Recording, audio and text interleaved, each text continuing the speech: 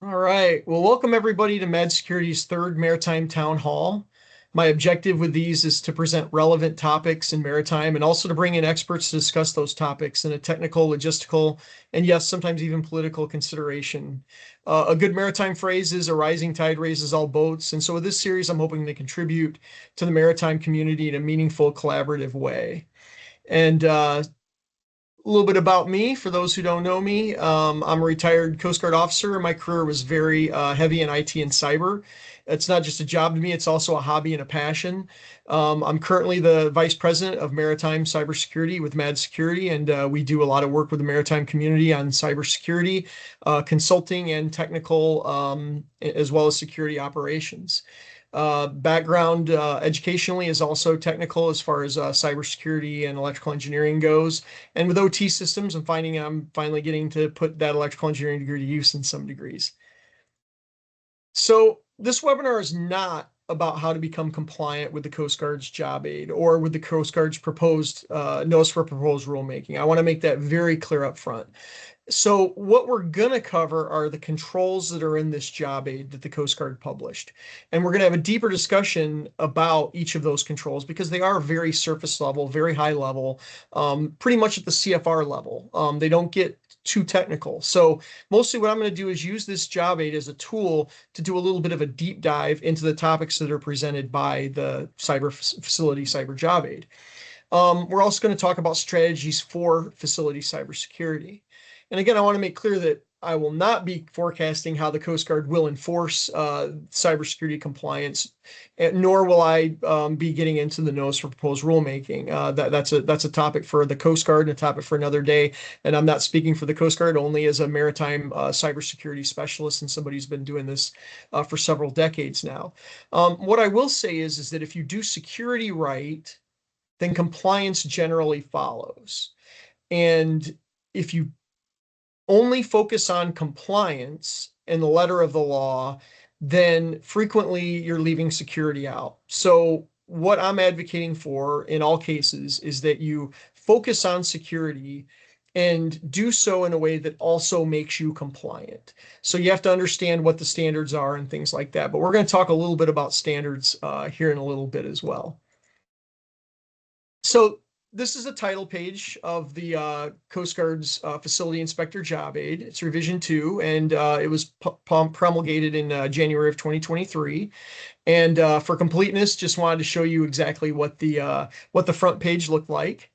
And so page 2 of the job aid, commences with the truth that there are a number of standards that are out there, dozens and dozens and dozens of standards, ranging from NIST, ISO, the International Association of Class Societies has their own standards for both ship construction and for how they do things.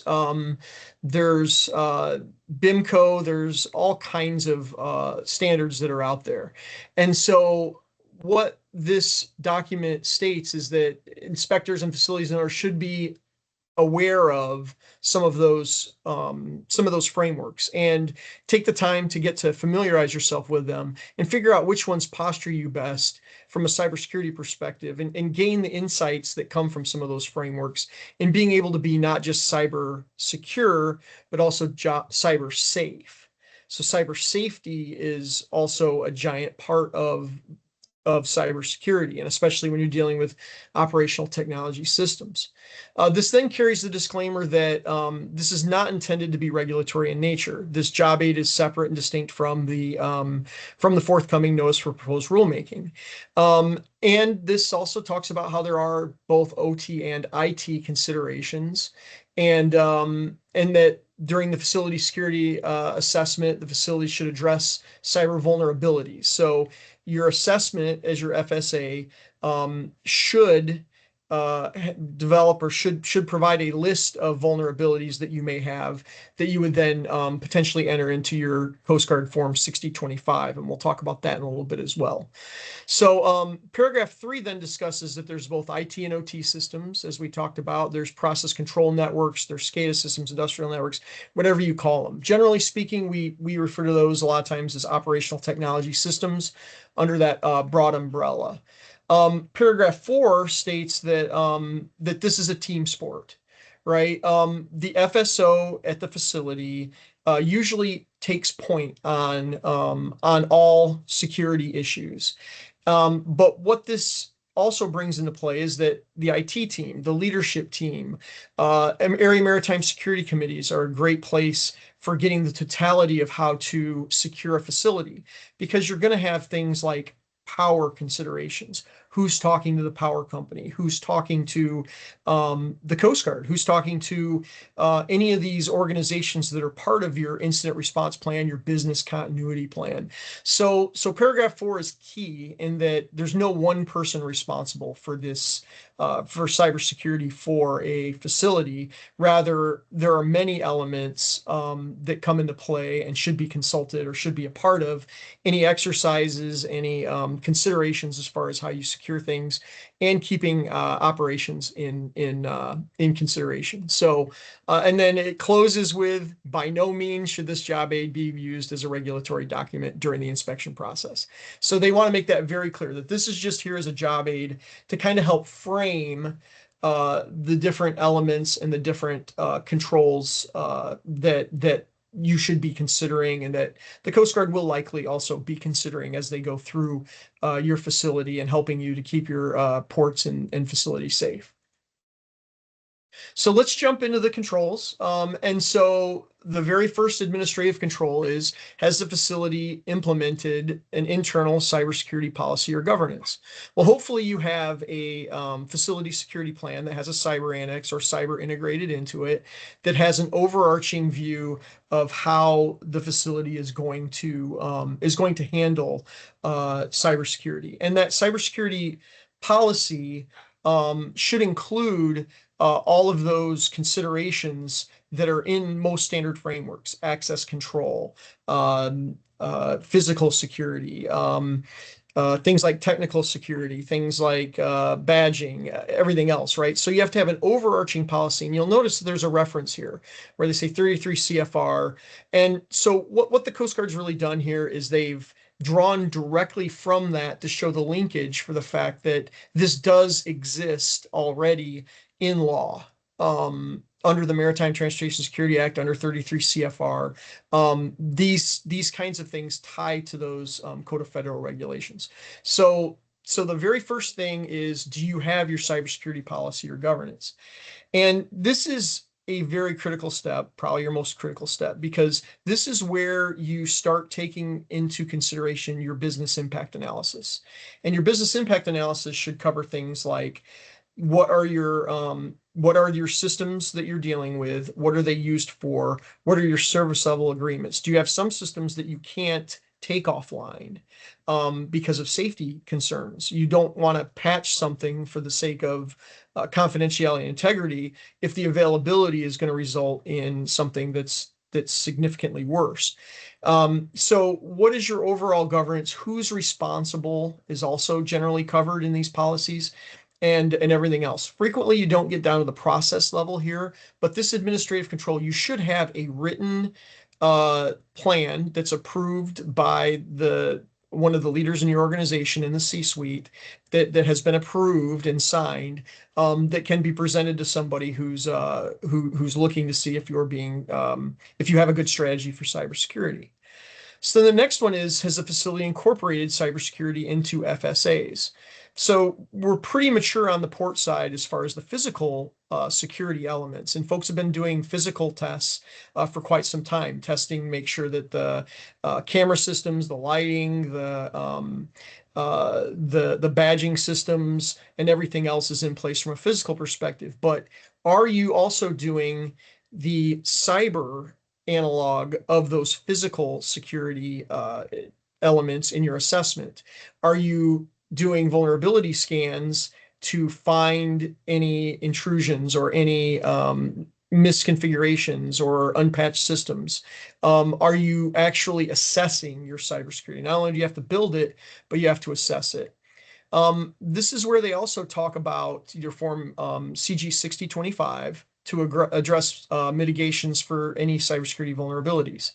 And the form 6025 I'll actually bring up here so that everybody can kind of see what that looks like. And so this is your facility vulnerability and security measure summary. And it's and so you would include your cyber vulnerabilities in here, just like you would include any of your physical vulnerabilities that were determined during your facility security assessment or during any other time, because you should be continually assessing both the physical and cybersecurity elements of your facility. And so folks should be actually adding to these assessments. It shouldn't just be a point in time during the assessments when this is done. You should have a risk management program where this is constantly held, where you have a risk register that you're continually evaluating.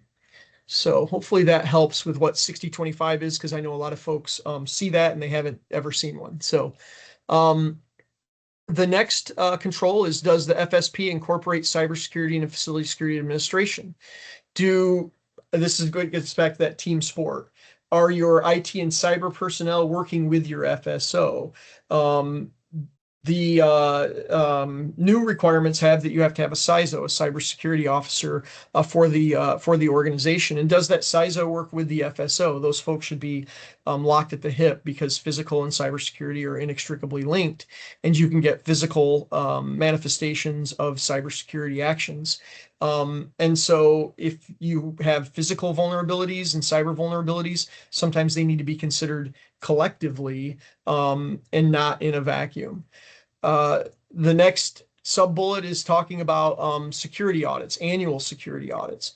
So they're talking here, you should be conducting annual cybersecurity assessments, technical, procedural, people, policies, to ensure that everything that you have in place, your documentation is up to date and makes sense with the operations of the facility, and that you're carrying out those practices that are highlighted by senior leadership in the overall facility security plan cyber annex. Are suspicious cyber activities and breaches of security documented? Well, there's been several notifications recently about how to report breaches of cybersecurity, and we just did a webinar recently on that, where we talked about the notification requirements for the government, for the Coast Guard, and what they expect and what their timeline is for reporting. But you shouldn't just cover the governmental aspect of that. These also would be things like, are there people in your organization that need to be notified? Do you need to notify public affairs? Do you need to notify your clients? Do you need to notify anything else? You should have a playbook for how you handle any type of suspicious activity or vulnerability or breach that you have. And hopefully, things don't rise up to a transportation security incident, but those incidents are well documented, and you would follow those under situations where the level meets that TSI standard. The next is, our security personnel aware of suspicious activity and breach of security reporting requirements? And again, that's that CG5P policy letter that came out that discussed what those requirements are. And we talked about those in a past webinar. So what they're looking at here is, the big picture is, does the facility security plan bring into order all the different people, places, things within the organization for cybersecurity? Are sensitive digital records associated to and a part of the facility security plan protected? So you have to mark your SSI, not just paper copies, but you also have to understand your electronic copies. And are your electronic copies properly marked? Does the facility security plan include breach incident response policy, which we talked about? And do you notify the National Response Center in the event of a significant cyber incident? So all of those things must be considered for reporting and handling incidents, which should be a major part of your facility security plan, and something that the Coast Guard's interested in and you should be interested in. The next one is, does the facility incorporate IT staff into security drills? The Coast Guard's big on security drills, of course, and drills are excellent to bear out what those plans are. when you do a cybersecurity plan, a business continuity plan, it shouldn't just be a paper copy that sits on your sits on your bookshelf. It should be something that you exercise normally annually, and normally, hopefully, your air and maritime security committees are doing this as well, where they will do annual drills and different types of scenarios, whether they be tabletops or something larger.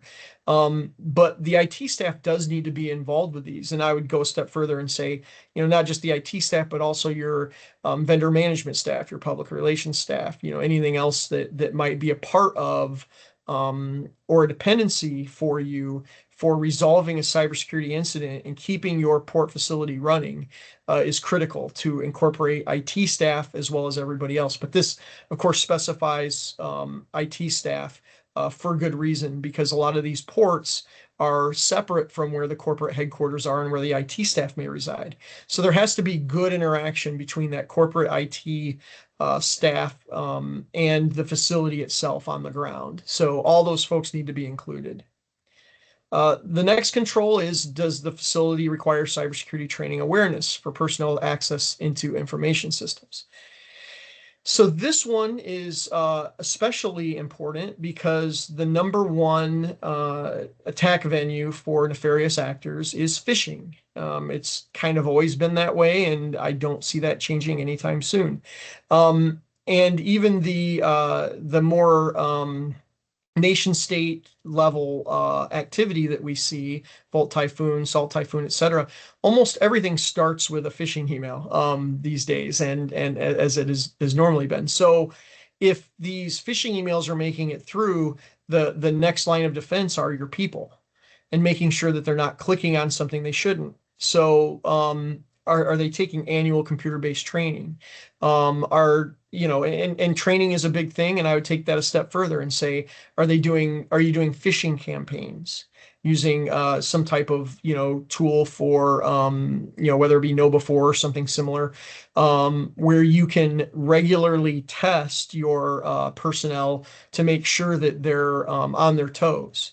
One of the big things with phishing emails is that folks who process emails quickly are the most susceptible to it.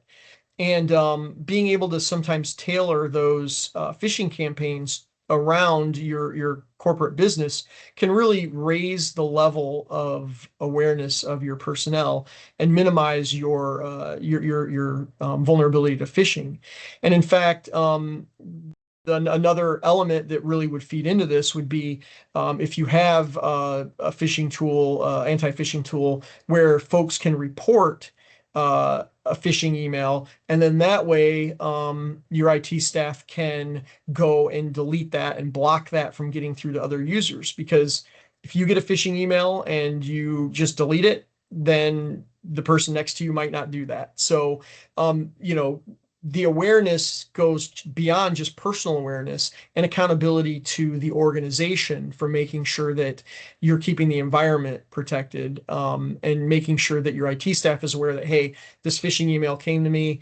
We need to be blocking this this email and this email address from our system so that other folks don't get it, so it can be deleted off the server before somebody clicks on something that they shouldn't be clicking on.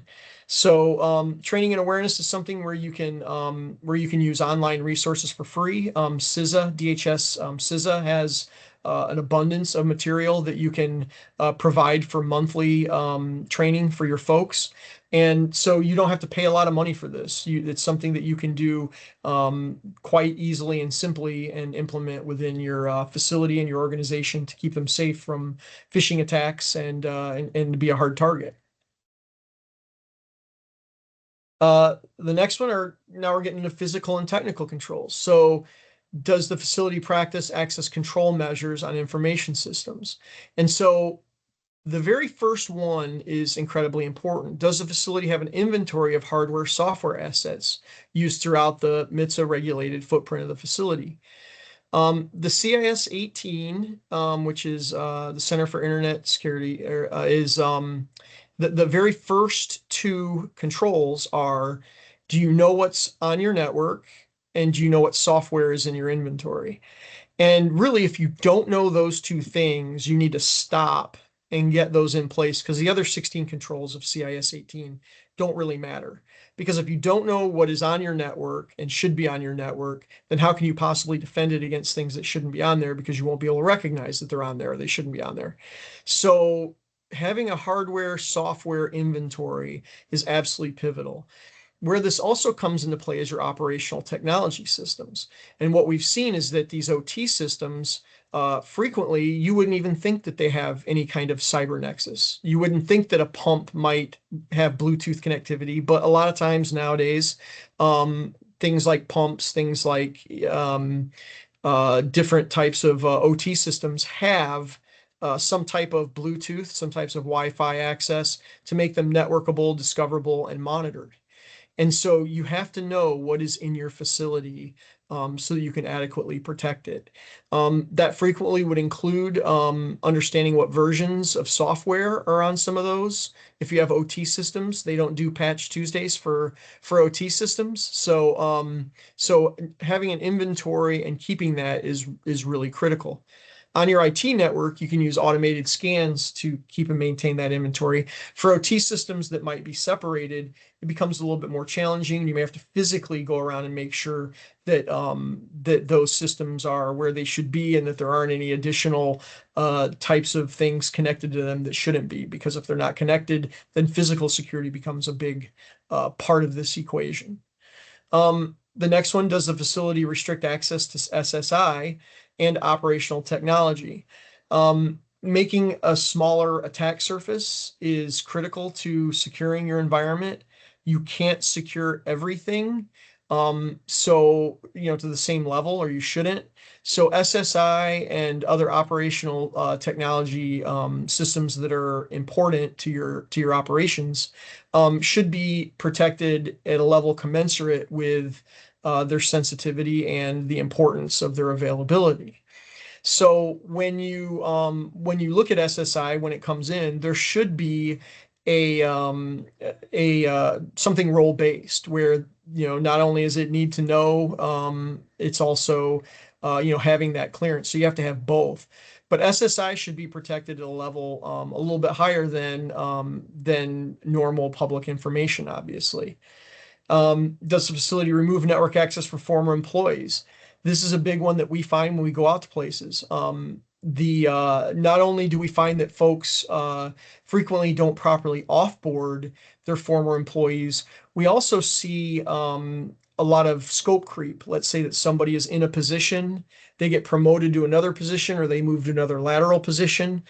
Anytime in your organization that someone changes their role, their access should also be evaluated. I've seen multiple times in organizations where someone still has administrative access to something that they shouldn't have administrative access to, simply because it wasn't revoked once they changed their role. So the HR process and the onboarding and offboarding process is also a critical part of this whole cybersecurity and facility security equation. Does the facility require credentialing for access to SSI or other OT networks? Normally, you want to make sure that there is multi-factor and that it's attributed to an individual. You generally don't want a general account where multiple folks can log into, where someone might have plausible deniability that, hey, it wasn't me, somebody else with that same username and password must have done that and not me. So you have to make sure that you have proper credentialing for access control into these networks, and that it's able to be audited. Does the facility use network traffic control devices such as firewalls, IDS, IPSs to prevent unauthorized network activity? Normally, a firewall will do that. You can make sure that those are done well. What we see is that a lot of times firewalls are put in place, and they are set and forget, and that shouldn't be the situation. You should be constantly looking at your firewall rules to make sure that you're denying traffic that is coming from IP addresses, or using different ports and protocols that it shouldn't be. So do you have some type of network traffic control device that prevents this activity. And normally that's, like I said, a firewall. The next one is, our servers and network equipment, are they secured from physical access? There's a saying where if I have physical control of a device, I own the device. And you can console into a router, or you can figure out ways to get access to a firewall if you have physical access. So you can have the most cyber secure system in the world, but if the routers and servers or firewall is accessible by the public, you're in a bad situation, because somebody can very easily come in and manipulate that, either tamper with it or destroy it, for that matter. So physical security and cybersecurity are inextricably linked. The next one are the networks configured to minimize the likelihood of unauthorized movement from IT networks to restricted and secure area networks. This speaks to network segmentation. And similar to on a ship where you have compartmentalization, if you don't want for flooding in one space to take out an entire ship. So similarly on a network, you don't want someone in one network, or somebody who intrudes into one network, to be able to get into all of the different locations within that network. So normally we recommend that folks segment their systems. Their camera systems should be on their own LAN or VLAN. Phone systems frequently should be on their own. Definitely operational technology systems should either not be networked, or if they are networked, on their own network, so that you can't use an IT network as a pivot point into an operational technology network, or vice versa. We've seen situations in the past where camera systems are a great pivot point, because normally cameras are positioned at the very perimeter physically of a facility. So if somebody is on the exterior of a facility and they can get to and tamper with, or tap into a CCTV camera, and that CCTV network is on the same, if the CCTVs are running on the same network as your business network, then you can use that camera network, or use that camera as a pivot point to be able to get into your IT network, and that's not a good thing. So you want to make sure to segment wherever possible to avoid lateral movement throughout your networks, throughout your facility. Just like you would physically, if somebody's in a room, you want to make sure you've got different rooms, different locks to prevent that lateral movement. And then finally, for this control, are the networks configured to minimize likelihood of movement from IT networks to restricted secure areas? That's a similar control. The next one is cyber fact into physical security measures, and they ask if any network infrastructure which are connected to facility networks are protected from individuals not cleared.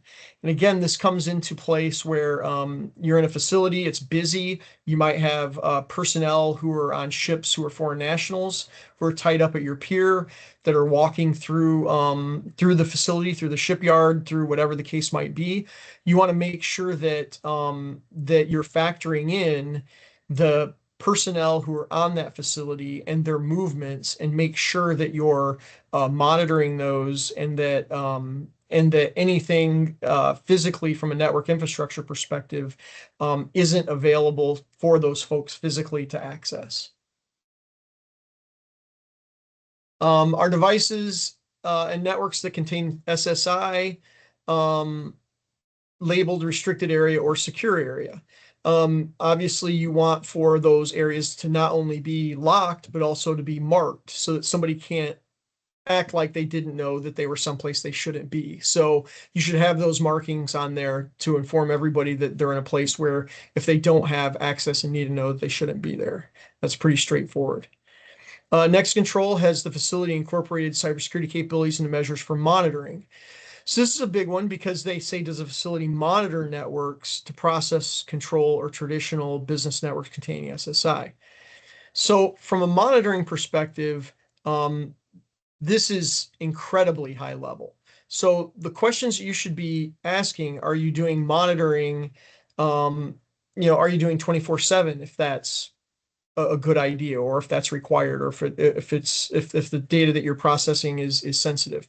Are you doing not only monitoring, but detection and response along with that?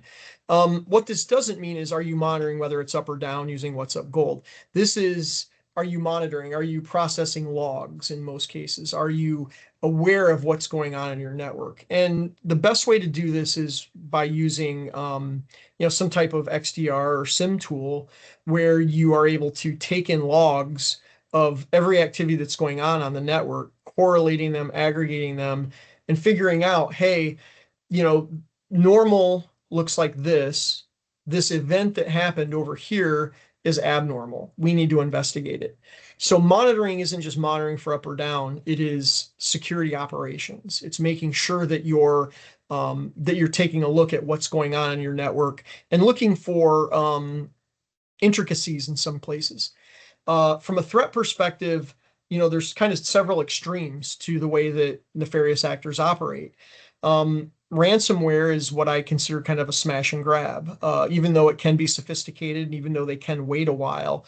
Normally, a ransomware kind of attack from a criminal network is one where they want to quickly get in, encourage you to pay them money to get access back to the files that they've encrypted and go from there.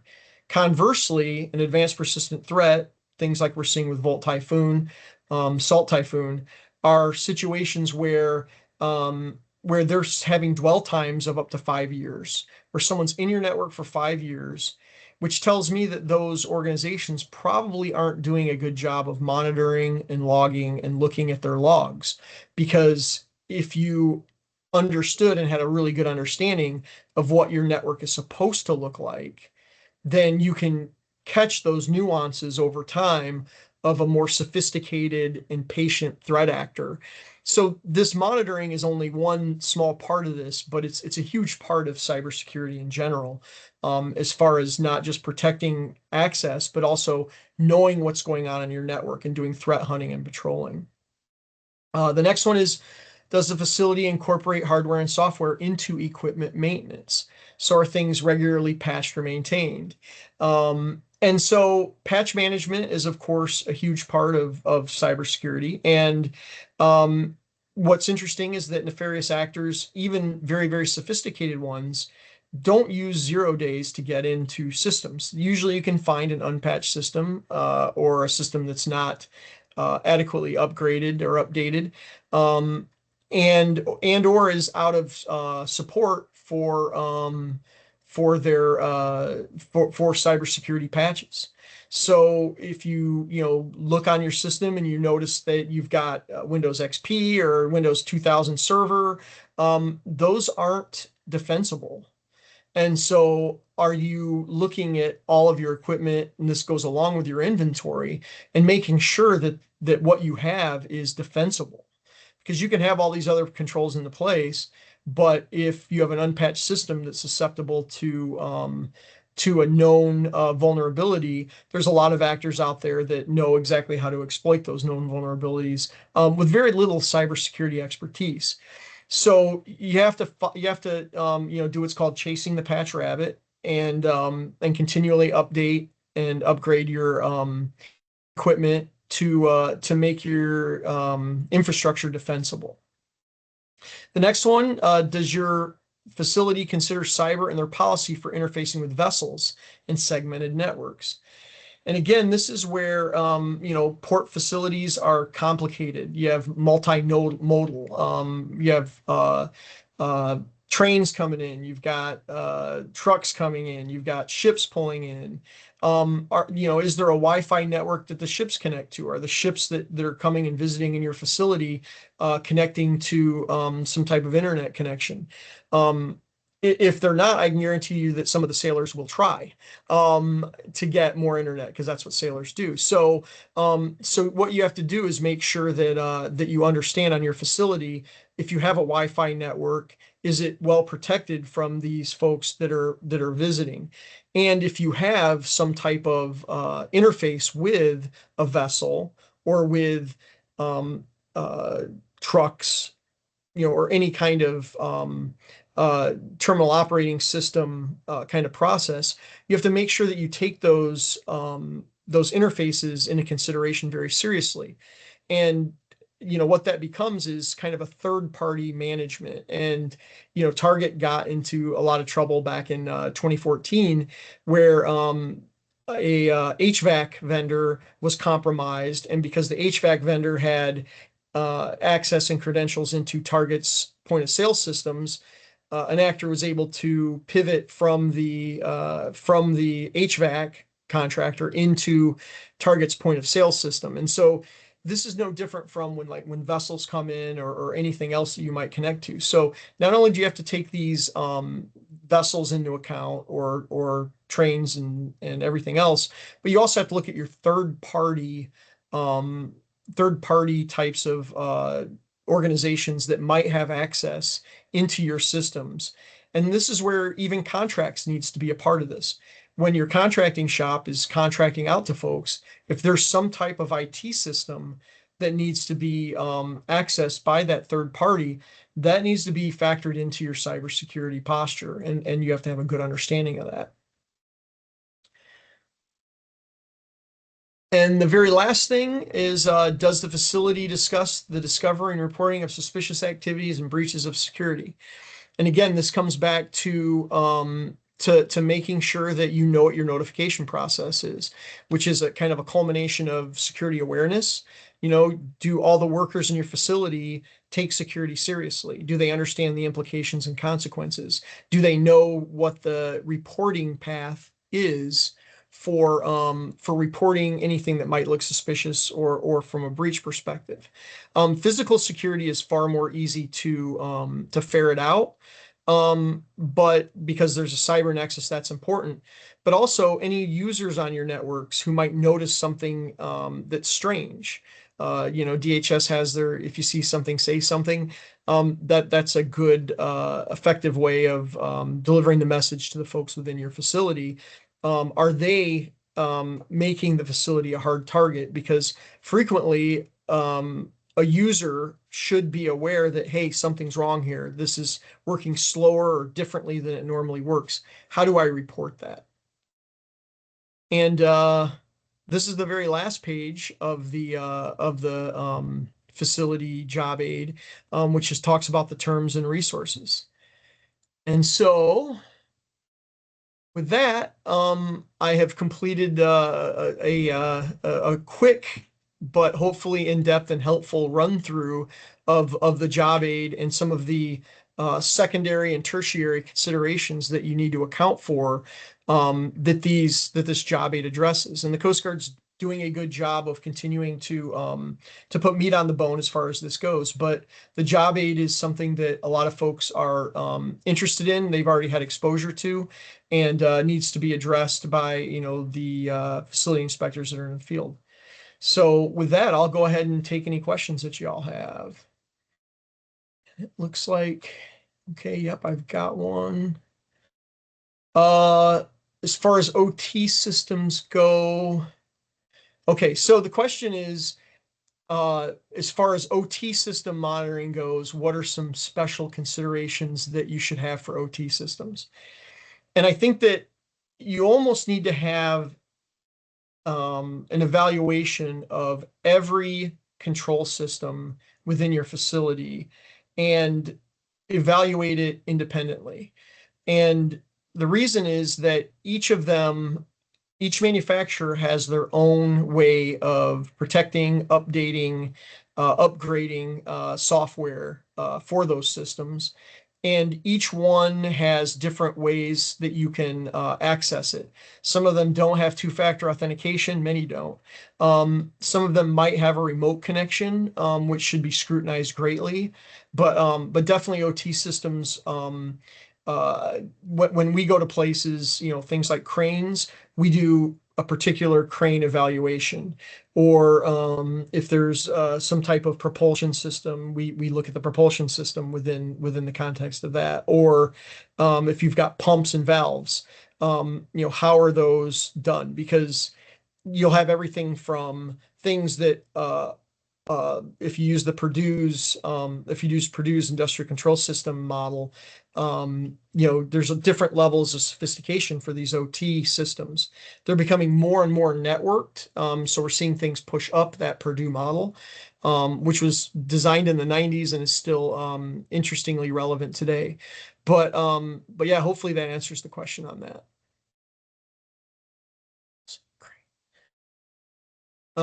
Cranes. So yeah, so cranes. So I have a question here about cranes, and what I'll note on that is that there's been a lot of discussion about particularly Chinese cranes, but every crane is an important part of your facility, and so whether it was manufactured in China or someplace else, you should take especially special care of the crane systems and how those are handled.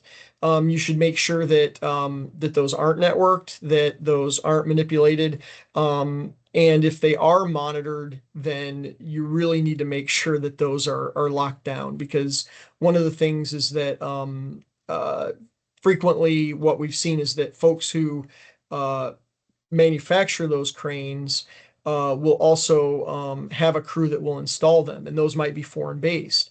And that's an opportunity for someone to insert some type of malicious code or some type of malicious software into the system. And that's why supply chain is so important for some of these. For these operational technology systems, and especially cranes, it's important to know uh, the supply chain. Where did it come from? Who manufactured it? What interfaces does it have? Who has had access to those interfaces? And make sure that if you do have connections, which most of the time I would recommend not, um, that those are extremely secure and only accessible by trusted personnel. Let's see. All right. Okay, yeah. So notice for proposed rulemaking. Somebody asked a question about notice for proposed rulemaking. So the Coast Guard has submitted their notice for proposed rulemaking. As I understand it, what the Coast Guard has broadcast out is that they submitted it. Industry had their opportunity to submit comments. There were a multitude of comments submitted, and the Coast Guard's in the process of adjudicating that. I have no idea of what timeline that will be on for notice of proposed rulemaking. All I can say is that I would be careful of again chasing compliance instead of security. I would say, instead of forecasting what's going to be required or what you're going to be required to do, quote unquote, that you instead take a look at it from a security perspective. And I wouldn't wait to implement smart security functions based upon what an external um, force is going to impose upon you. Cybersecurity and physical security are part of your business. They're part of your ensuring that your operations flow. And so you should take a security approach, whether the Coast Guard or anybody else is telling you to do this stuff or not. It's just incredibly smart to do, and it's good business practice. And anyone who's been hit with ransomware or who's been hit with some type of cyber attack will probably attest to the fact that, an ounce of prevention is worth a pound of cure. And so anything that you can do ahead of time to protect your networks and protect your systems from cyber vulnerabilities is potentially money very well spent. So, see anything else? I think that wraps it up. All right. Well, thank you, everybody. I appreciate your time today. Appreciate the questions, and as always, look forward to good collaborative chats. Feel free to hit me on LinkedIn. Feel free to reach out to me at cliff@madsecurity.com. If you have any questions or if there's anything that we can help with, like I said, it's my passion. Always happy to talk about maritime cybersecurity, and I hope that you all have a wonderful day.